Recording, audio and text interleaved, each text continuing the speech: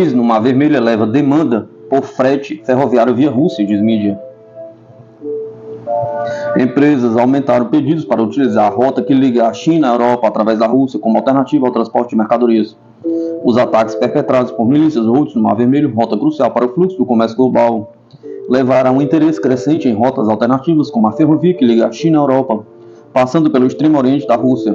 Segundo um artigo publicado pela emissora CNBC, empresas responsáveis pelo envio de mercadorias registraram um aumento na procura e reserva de transporte pela rota. O texto destaca que o trânsito ferroviário atrai transportadores por ser mais barato que o frete aéreo e mais rápido que as rotas marítimas alternativas. A Railgate Europe, que transporta mercadorias incluindo móveis, brinquedos, roupas e peças automotivas da China através da Rússia para países europeus, disse a CNBC que o tempo de trânsito é significativamente melhor do que a via marítima. A viagem dura entre 14 e 25 dias, dependendo da origem do destino, segundo a diretora de desenvolvimento de negócio da empresa, Julija Skiglite. No entanto, algumas empresas têm manifestado preocupações sobre o envio de mercadorias por via ferroviária através da Rússia. Desde que o conflito na Ucrânia começou, muitas empresas tiveram medo de transportar suas cargas através da Rússia, pois o comboio passava por parte do território russo, disse Skiglite à CNBC. Desde que a guerra começou, o número de reservas para transporte pela via através da Rússia diminuiu significativamente. Mas no último ano está se recuperando devido ao bom tempo de trânsito e aos preços, disse ela, acrescentando que a procura por trânsito ferroviário aumentou desde que os russos começaram a atacar navios no Mar Vermelho. As reservas para a rota ferroviária China-Europa aumentaram 37% nas últimas 4 semanas, segundo Igor Tambaka, diretor-gerente da empresa de logística holandesa Real Brigg Cargo. A procura por transporte ferroviário explodiu, disse ele ao canal, acrescentando que isso se deve à situação no Mar Vermelho. De acordo com a CNBC, a União Europeia permite o transporte ferroviário de mercadorias sancionadas através da Rússia, enquanto o transporte rodoviário de produtos sancionados é proibido. Itens militares, no entanto, não podem ser transportados através da Rússia em nenhuma rota. Marinha do Brasil assume comando em força-tarefa na região do Mar Vermelho. A Marinha do Brasil lidera força-tarefa multinacional contra a pirataria na região do Mar Vermelho e do Golfo de Aden, área sensível devido ao conflito entre Israel e o grupo palestino Hamas, bem como os ataques dos rebeldes russos no Iêmen a navios mercantes e militares. A força-tarefa combinada 151 CTF-151, sob o comando das Forças Marítimas Combinadas, maior coalizão naval do mundo, tem o Brasil assumindo o comando pela terceira vez, conforme publicou o jornal Folha de São Paulo. A situação atual é considerada mais tensa e perigosa do que em ocasiões anteriores, devido ao conflito entre os russos, Estados Unidos e aliados.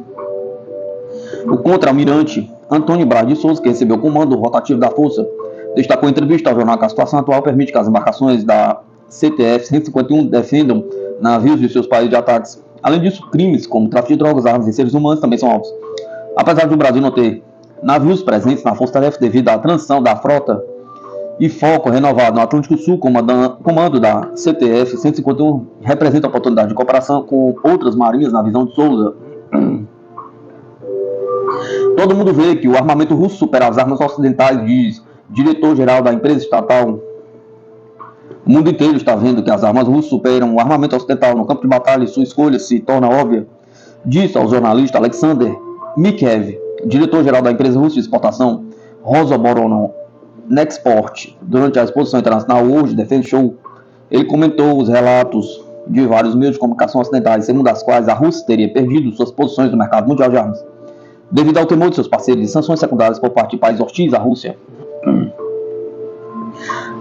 A maioria de nossos parceiros avalia as sanções unilaterais de certos países contra a Rússia, o Complexo Industrial de Defesa Nacional e a Rosoboronexport, em particular, como ferramentas ilegítimas de concorrência, como uma forma de apoio pelo Ocidente e seus próprios produtores. No entanto, o mundo inteiro vê que as armas russas superam os modelos ocidentais no campo de batalha e a escolha se torna óbvia, disse Mikhev. Ele ressaltou que em 2023 a empresa Rosoboronexport assinou contratos de armamentos em um valor superior a 12 bilhões. A exposição World Defense Show decorre de 4 a 8 de fevereiro na capital da Arábia Saudita, Riad. Arsenal antidrone de que armas dispõe a Rússia para combater os drones ucranianos? Pergunta. Enquanto considerava arsenal de drones de ataque e vigilância, ajuda as forças russas a tornar a vida das tropas ucranianas um inferno. Uma variedade de contramedidas eletrônicas ajuda os soldados russos a impedir que os adversários façam o mesmo. Essas contramedidas incluem os chamados rifles antidrone, dispositivos portáteis relativamente pequenos que emitem sinais que perturbam os sinais de navegação e comando dos drones inimigos, geralmente forçando o drone afetado a realizar um pouso de emergência. A IRAT-100 é um rifle antidrone desenvolvido pela empresa ZMKH, com sede em São Petersburgo. A atual renovação desta arma pesa 4,5 kg e é capaz de suprimir sinais de veículo aéreo não tripulado. A uma distância de até 1,5 km, a quarta versão do rifle deve apresentar um sistema de antenas e entrará em serviço em breve.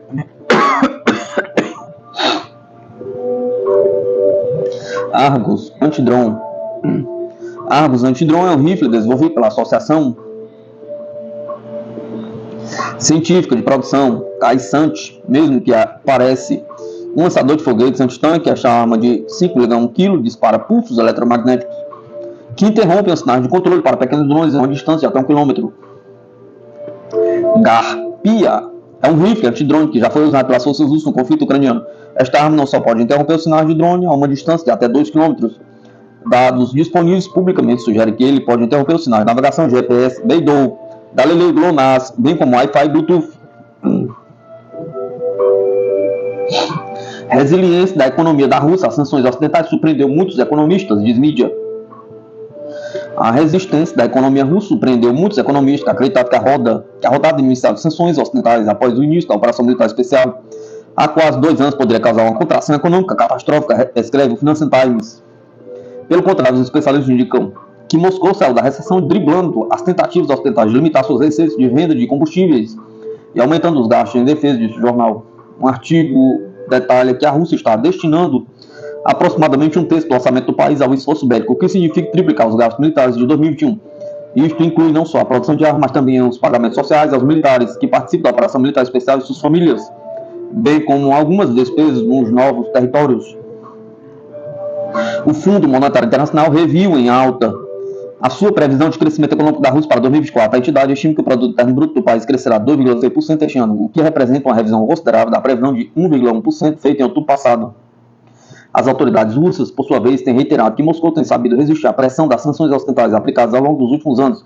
O presidente Vladimir Putin caracterizou a política de conter e enfraquecer a Rússia como uma estratégia de longo prazo do Ocidente. Oposição alemã à reforma do Fundo da União Europeia ameaça atrasar o envio de armas para a Ucrânia, diz mídia. Berlim quer modificar as regras sobre o financiamento de 5 bilhões para armas destinadas a Kiev. Deve funcionar. De acordo com o Financial Times, a oposição alemã à proposta de revisão de um fundo de apoio militar da União Europeia corre o risco de atrasar as entregas de armas à Ucrânia, alertaram as autoridades no meio de intensa pressão sobre os aliados de Kiev para responder a um aumento nos ataques russos. O Mecanismo Europeu para a Paz é um fundo de 12 bilhões criado fora do orçamento partilhado da União Europeia e se baseia em contribuições dos Estados-membros, dependendo da dimensão das suas economias. O fundo, no entanto, se esgotou depois de ter reembolsado 5,6 bilhões às capitais da União Europeia pelas armas que enviaram para a Ucrânia nos quase 2 anos de operação militar especial russa. O fundo necessita de financiamento adicional para que as capitais possam ser parcialmente reembolsadas pelos envios de armas, mas uma proposta de injeção de 5 bilhões está sendo adiada, enquanto os países discutem como reformar o fundo para melhor responder às necessidades da Ucrânia. A ajuda militar industrial europeia a satisfazê-las. Segundo uma fonte ouvida pela apuração Financial Times, Bruxelas diz: pague primeiro, seja reembolsado depois. Mas a Alemanha e outros países que defendem um afastamento do modelo de reembolso argumentaram que não deveriam ser necessários. Na última semana, a União Europeia aprovou por unanimidade a destinação de 50 bilhões ao longo de 4 anos de ajuda macroeconômica para a Ucrânia. Mas a questão do financiamento militar não foi resolvida. Os Estados Unidos têm sido o maior doador de armas à Ucrânia desde 2022. Ainda não conseguiram a aprovação do Congresso para nova ajuda militar econômica, para que os atrasos na aprovação de uma ajuda militar adicional para a Ucrânia ocorrem em um momento em que as tropas ucranianas começaram a racionar munição, enquanto isso, Berlim, que está sob intensas restrições fiscais, depois que um tribunal constitucional decidiu contra as suas disposições orçamentárias, exige que o valor das armas que fornece bilateralmente a Kiev seja contabilizado em seu parte. No fundo, eles não querem dizer sim ou não ao dinheiro sem ter certeza de que os termos estão de acordo com o que é aceitável para eles, disse um alto funcionário da União Europeia envolvido em discussões com líderes na semana passada, referindo-se à posição da Alemanha, que, em última análise, poderia pôr em risco a parte que cabe aos países menores que comprometeram seu orçamento com Kiev.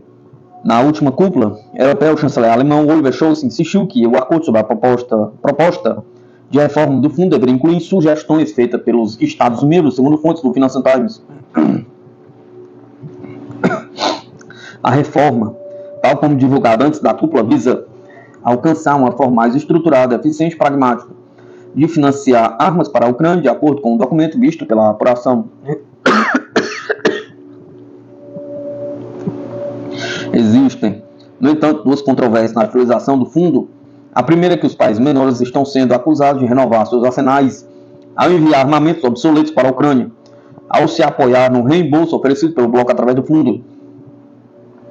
Um segundo ponto de discórdia é a rapidez com que a União Europeia passará do reembolso aos países para o financiamento de contratos de armas. A proposta atual diz que o reembolso de entregas bilaterais será gradualmente eliminado após um período de transição. As autoridades envolvidas nas negociações afirmaram estar trabalhando para encontrar uma solução de compromisso até o final de fevereiro.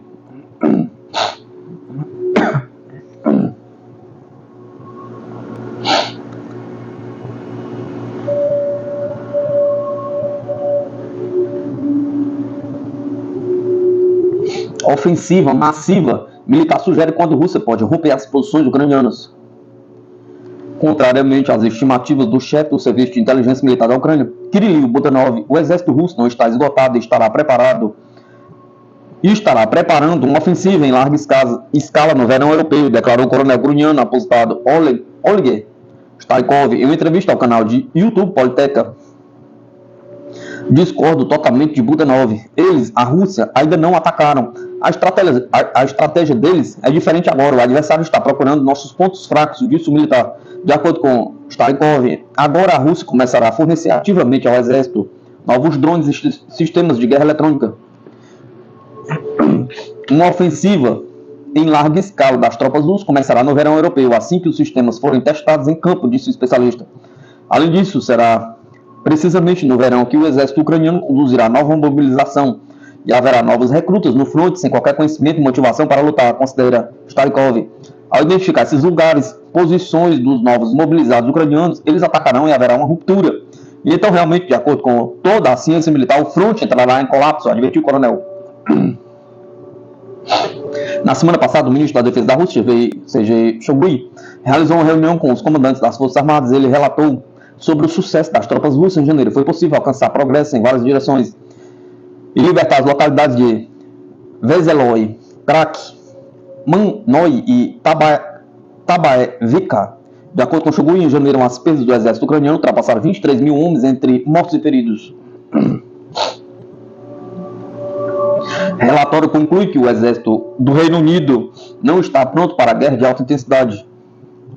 O Comitê de Defesa britânico vê uma ausência de alta prontidão de combate e de reformas para combater as fraquezas que diz que surgirão no caso de o Reino Unido precisar se mobilizar militarmente.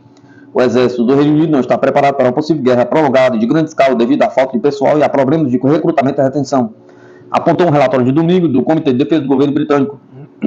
O governo não conseguirá atingir o nível desejado de alta prontidão de combate sem uma rápida aceleração das reformas para aumentar e manter uma base industrial próspera e melhorar sua oferta para os militares, disse o texto. A sobrecarga de trabalho tem um impacto negativo sobre a prontidão de combate e alta intensidade, acrescentou ele. O Comitê de Defesa também crê que a prontidão para a guerra total e prolongada não recebe a atenção necessária. Ao mesmo tempo, o ritmo acelerado das operações militares atuais e a pressão implacável sobre o exército já criaram uma capacidade de reduzir e de reter pessoal, exacerbada por um período de baixo recrutamento, criando assim um ciclo vicioso. Como resultado, na opinião do comitê, não é surpreendente que mais pessoas estejam deixando as Forças Armadas do que entrando nelas, concluiu o relatório. O comitê solicitou assim que o governo fizesse uma escolha difícil, investir totalmente no exército ou aceitar que acertar as prioridades de combate significará menos disponibilidade para um maior número de tarefas. Na Alemanha crescem receios que a OTAN pode não sobreviver à reeleição de Trump, alerta o jornal. Há uma preocupação crescente entre a liderança alemã de que a OTAN não sobreviverá Se o candidato favorito republicano, Donald Trump, for reeleito como presidente dos Estados Unidos, escreve o The New York Times,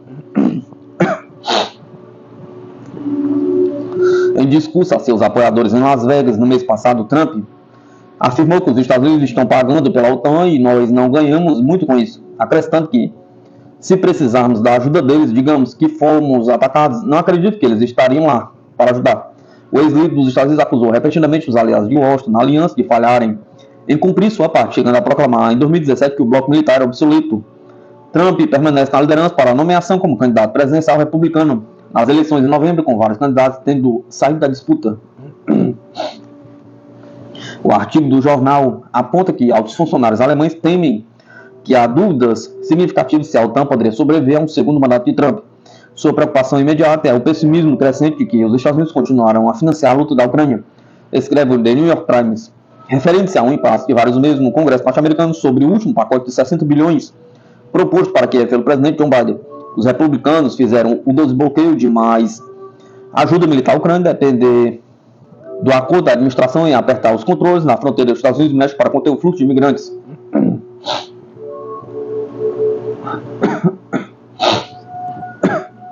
A melhor defesa é o ataque. As razões por trás do poderio nuclear da China e da Coreia do Norte.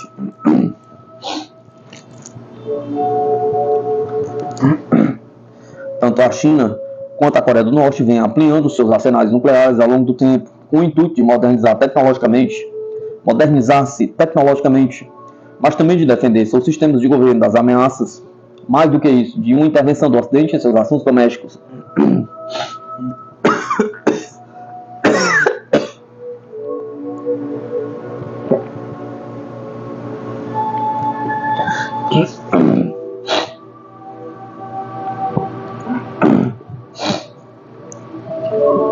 Vale lembrar que os primeiros planos de desenvolvimento nuclear conduzidos pela China datam de outubro de 1964, em pleno auge da Guerra Fria, ao passo que a Coreia do Norte conduziu seus primeiros testes nucleares apenas em outubro de 2006. Desde então, ambos os países aumentaram constantemente seus planos de desenvolvimento nuclear, assim como o teste de novas armas mais letais e mais sofisticadas. Fato é que a Coreia do Norte e a China entenderam a necessidade de demonstrar ao mundo seu potencial nuclear, com o intuito justamente de sinalizar ao Ocidente, em especial para os Estados Unidos, que não vão aceitar qualquer provocação externa em seus assuntos domésticos. Do ponto de vista geopolítico, é preciso ter em mente também que a Coreia do Norte é um país altamente importante para a China e a Rússia. Por exemplo, afinal, desde 1948, quando a República Popular Democrática da Coreia surgiu, ficou acordado entre as potências vitoriosas da Segunda Guerra Mundial que o país faria parte da zona de influência soviética, ao passo que a Coreia do Sul seria apoiada pelos americanos. Todavia, após os comunistas liderados por Mao Tse-tung chegaram ao poder em 1949 na China, Pequim aliou-se automaticamente com Moscou, formando então uma tríade de estados, China, União Soviética e Coreia do Norte, que se opunham ao modelo capitalista e organização social do Ocidente. No ano seguinte, da eclosão da Guerra da Coreia, que durou de 1950 a 1953, a subsequente fixação da divisão política na península, em torno do paralelo 38, os Estados Unidos precisaram repensar seus planos para a Ásia. Ao invés de apelar para a via militar, Washington preferiu então discursar sobre o apoio estadunidense a uma possível reunificação das Coreias, que deveria ocorrer sobre a égide de Seul e não de Pyongyang. Washington e outras capitais ocidentais até hoje defendem essa forma, tendo como exemplo a própria unificação da Alemanha ao final da Guerra Fria, que se deu em detrimento da Alemanha Oriental.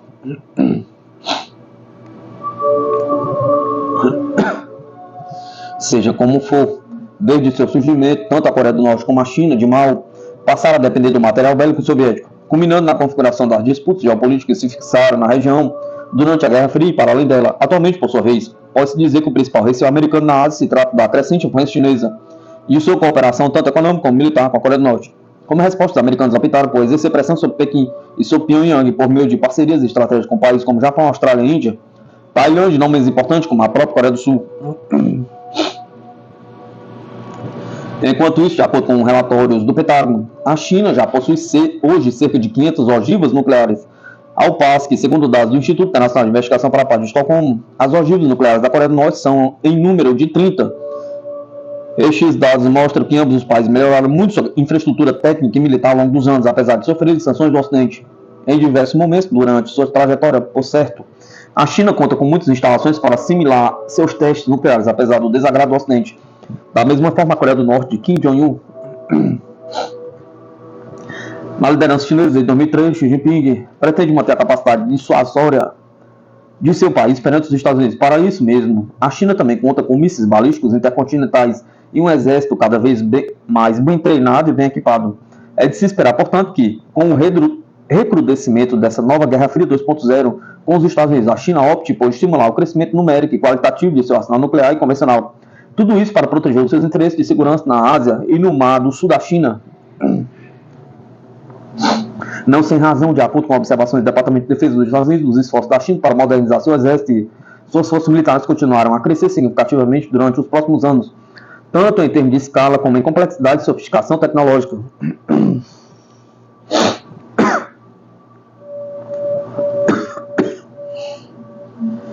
Quanto à Coreia do Norte, a explicação para o aumento de desconfiança de Kim Jong-un para com os Estados Unidos reside no fato de que os americanos se acostumaram a intervir militarmente em países cujos governos foram tidos como hostis aos interesses de Washington.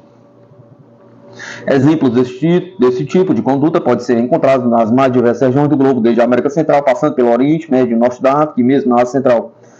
Em vista dessa ameaça iminente e velada que os Estados Unidos fazem a determinados governos, que a desnuclearização da Coreia do Norte se torna um sonho cada vez mais distante. Ora, Kim Jong-un não pretende nem pode se livrar de sua capacidade dissuasória e tão duras penas adquiridas. Pelo contrário, sua intenção é ampliá-la, de modo que seus mísseis sejam capazes de colocar os Estados Unidos em risco, se necessário for. Em 2022, por exemplo, a Coreia do Norte conduziu mais de 70 testes balísticos. Com isso, Pyongyang sinaliza que há um limite, uma linha vermelha que deve ser respeitada pelos americanos, se não quiserem colocar a segurança da Ásia em risco. Em suma, o impulso de expansão e modernização dos arsenais nucleares da China e da Coreia do Norte tem um intuito fundamental de assegurar os seus governos da intervenção ocidental. Sendo assim, apesar das medidas chinesas e norte-coreanas alimentarem a insegurança de seus vizinhos, não há uma alternativa para Xi Jinping e nem Kim Jong-un, sobretudo em vista do cenário recente. Afinal, em um mundo onde os riscos geopolíticos para países indefesos é cada vez mais alto, desarmar-se é o mesmo que suicídio.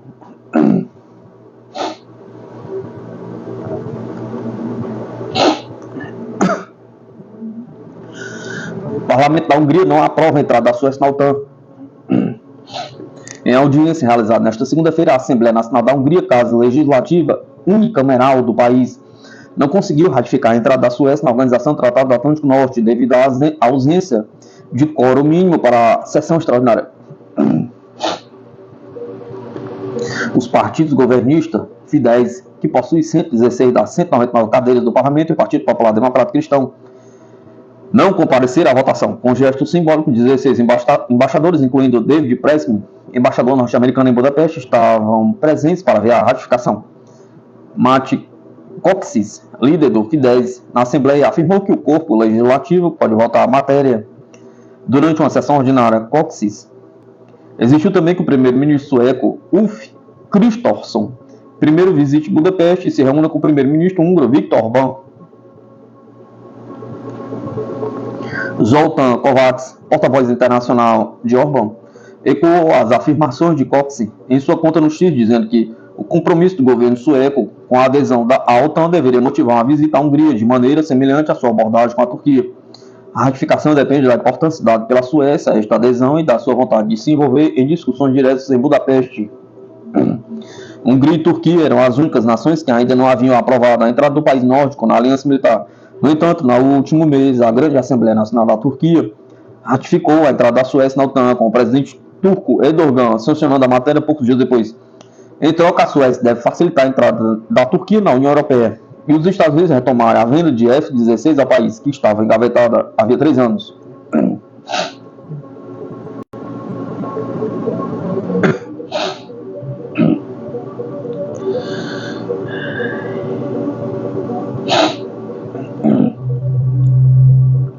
O Ocidente elabora plano legalmente invulnerável para confiscar bens russos em favor da Ucrânia.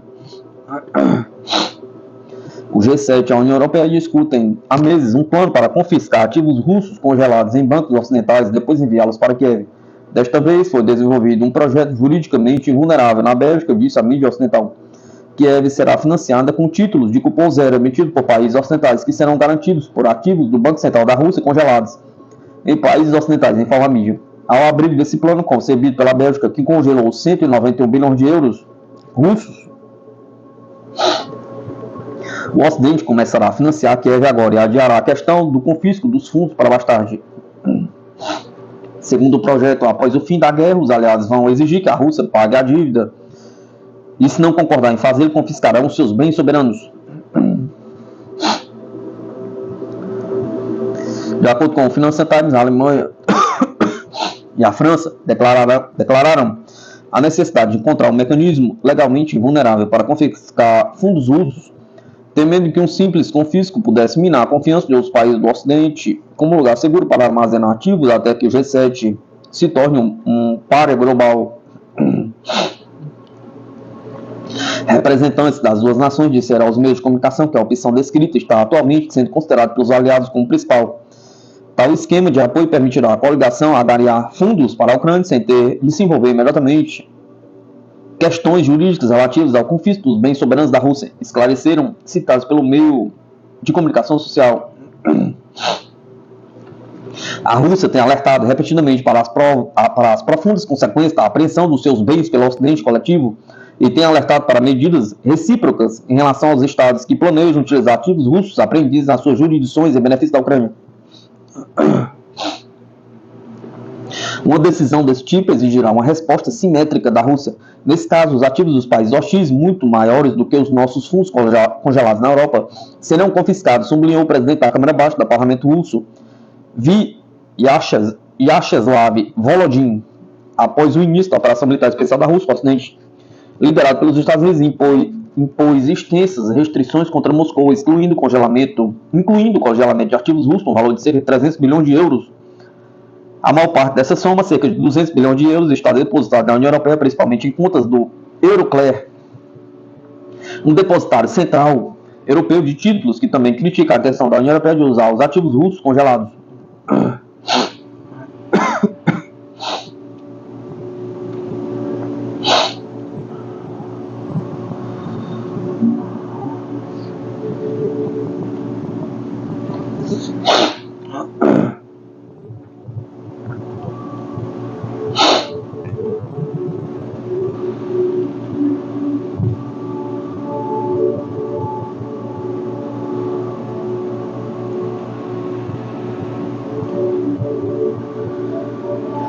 Do sul global para o sul global, o Banco do BRICS se consolida como alternativa ao sistema ocidental. Fundado há 10 anos por Brasil, Rússia, Índia, China e África do Sul, o novo Banco de Desenvolvimento iniciou as atividades em 2015 com foco em ampliar empréstimos em moedas locais e apoiar o avanço da infraestrutura nos países e cada vez mais se consolida como alternativa às instituições dominadas pelo mundo ocidental.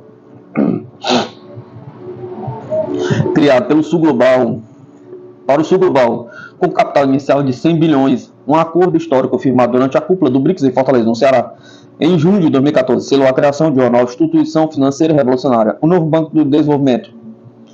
Além dos 5 membros fundadores, fazem parte do NBD Bangladesh, Egito, Emirados Árabes Unidos, Uruguai está em processo de adesão e a Arábia Saudita iniciou as negociações para aderir. O professor do Departamento de Economia da Universidade Estadual de Campinas, Bruno De Conte, lembrou em entrevista que o Banco do BRICS se consolida cada vez mais como alternativa ao Fundo Monetário Internacional. Um banco precisa ter retorno sobre os seus empréstimos, mas o Banco Mundial, como todos sabemos, acaba tendo uma atuação que vai muito além de meramente oferecer crédito, diz. Conforme o especialista, a organização faz imposições aos países que recorrem ao financiamento sobre como gerir a própria economia, além de pressionar por reformas trabalhistas e previdenciárias e políticas de austeridade, ao contrário do Banco do BRICS, que não realiza tamanhas exigências. Outra questão que o torna inovador na comparação com as tradicionais instituições ocidentais é o equilíbrio na alocação de recursos feito por cada país membro, para que não ocorra mudança na estrutura de governança. Isso é o contrário do que é feito com o FMI, onde a maior parte dos recursos vem dos Estados Unidos, e o poder de veto sobre projetos advém desse montante, o que significa que para decisões relevantes serem aprovadas é necessário alcançar 85% dos votos. Para outras, a metade é metade mais um. e os Estados Unidos, tendo essa cota maior, tem 17% dos votos, o que significa que sozinhos têm poder de veto sobre qualquer coisa que seja relevante dentro do Fundo Monetário, explica. O Brasil deve ter mais projetos aprovados no banco. A cada 4 anos, um país membro assume a presidência rotativa do novo Banco de Desenvolvimento, que entre 2021 e 2025 cabe ao Brasil. Desde o ano passado, com a mudança do governo federal, a ex-presidente Dilma Rousseff está no comando da instituição, que só em 2023 emprestou 2,8 bilhões ao país. O montante também representa 45% de todos os recursos já destinados. Também há financiamentos a projetos nas áreas de energia limpa, saneamento básico, desenvolvimento ambiental, além de infraestrutura digital, social e de transporte, tanto para o poder público quanto para o setor privado. No caso brasileiro, nos primeiros anos, o desembolso foi muito baixo. Já temos um Banco de Desenvolvimento Interno, que é o BNDES, e que, em alguma medida, já cumpre essa função de fomentar crédito de longo prazo, com taxas subsidiadas, mas acesso a crédito nunca é mal visto. E um dos motivos que levaram foi a ausência de um escritório no Brasil, e isso faz diferença. Agora tem em São Paulo e Brasília, fazendo com que os possíveis demandantes de crédito tenham mau conhecimento sobre o banco, resume um especialista.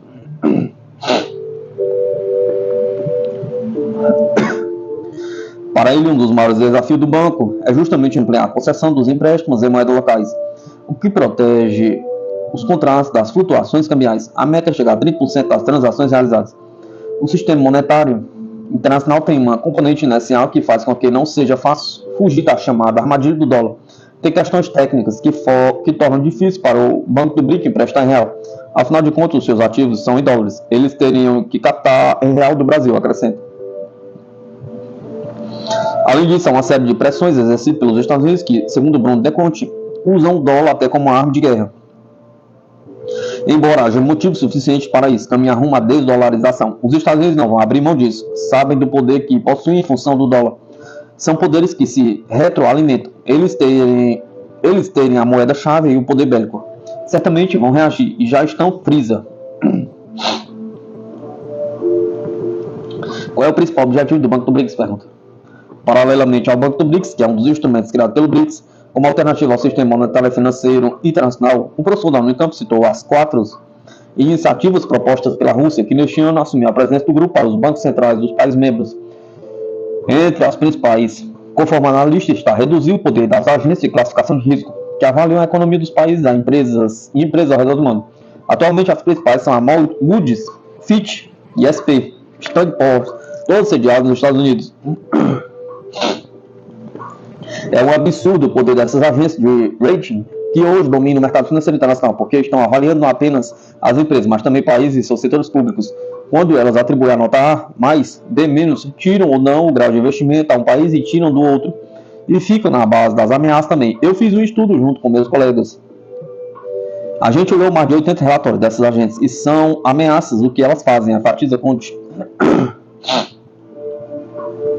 Um exemplo é a pressão exercida contra o Brasil durante o auge da pandemia, quando eram registradas mais de 1.000 mortes por dia, para políticas de austeridade. Então essas agências têm um protagonismo aberrante e acaba sendo, inclusive, antidemocrático. Muitas vezes o governo é eleito como uma plataforma e é impedido de fazer essa plataforma por uma coação feita via mercados financeiros e localizada por essas 3 agências, sobretudo.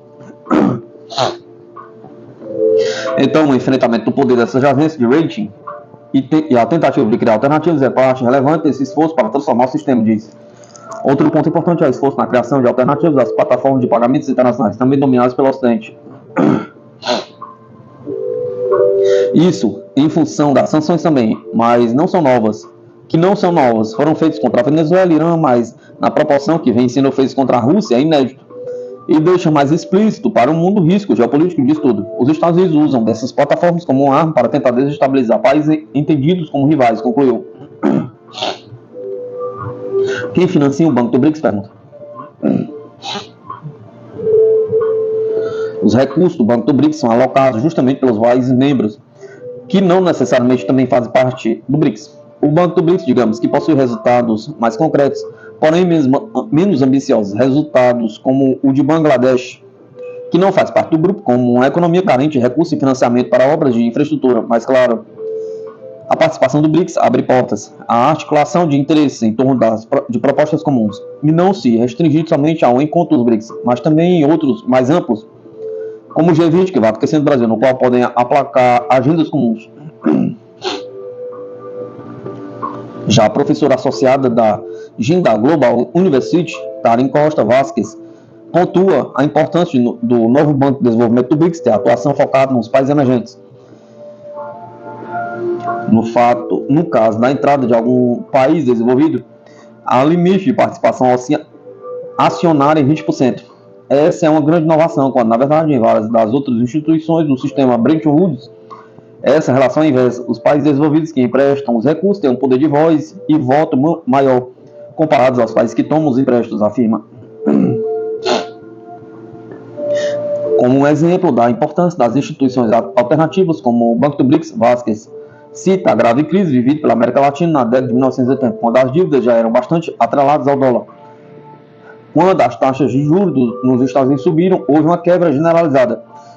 Por isso, é preciso fortalecer o uso das moedas nos países, por diferentes razões. No passado, o Brasil e a China assinaram um acordo para fazer uso do yuan e do real nas transações entre os dois países. Existem estimativas hoje que isso traria uma redução de até 1 bilhão em 10 anos em custos de transações comerciais entre os dois países, conta